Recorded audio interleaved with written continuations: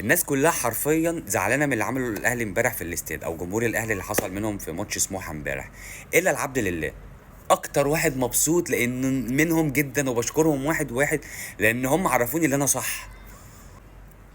يا ساتر يا شيخ، يا ساتر على الدنيا. عايز اقول لك اللي سبحان الله دين تو دين.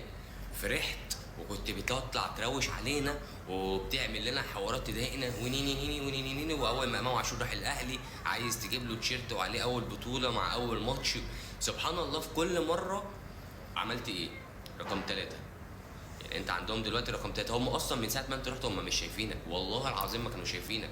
من الاول خالص عايزين مهاجم، عايزين مهاجم، حتى وانت موجود وبتلعب عايزين مهاجم، مش شايفينك. وقلتها والله الفيديو دي، وللاسف انا مسحته غصب عني، محدش شايفك يا صاحبي. انت بس كل اللي انت عملته وهتمشي من الاهلي، يعني خلاص كولر هو تصريحه بيقول ان انت رقم ثلاثة عندي، مالكش عازه. يعني ممكن على اخر في الصيف تكون انت مش في الاهلي اصلا، بره الاهلي. عملت ايه يا صاحبي بقى؟ كسبت ايه؟ هي الدنيا شبه الكوره برضو. انت كنت فوق بقت تحت، ومحدش هيشوفك، وهتمشي في الشارع محدش هيعرفك، عشان دماغك مش جايه غير في مرضيه.